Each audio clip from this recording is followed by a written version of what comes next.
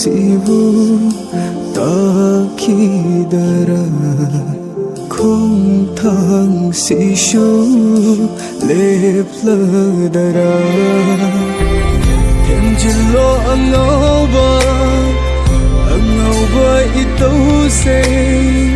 tai na phum khang raba thamoi se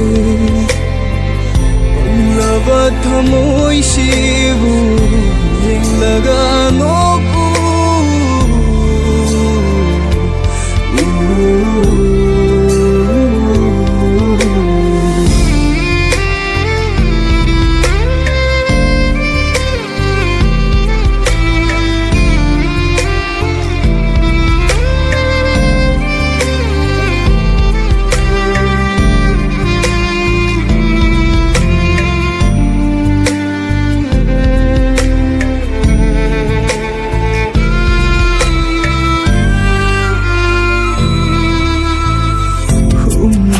malang nang na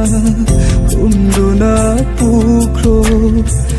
kalava nong may safuna love krasano nang ay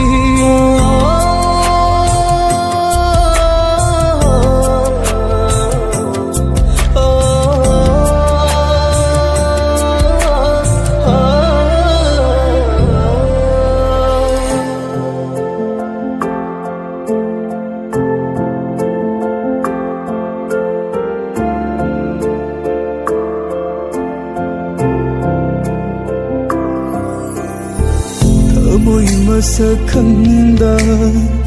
nung shiruba ay nalalikagay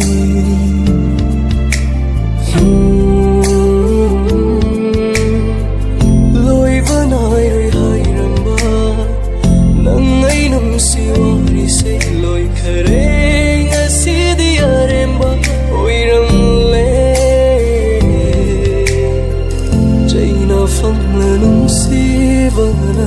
wahan bani thamoy ase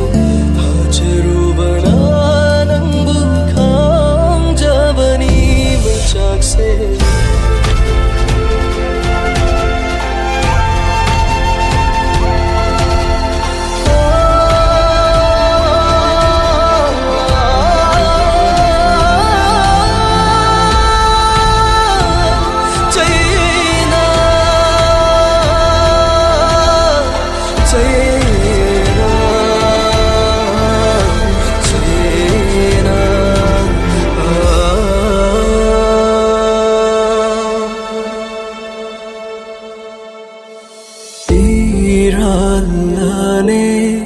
sibu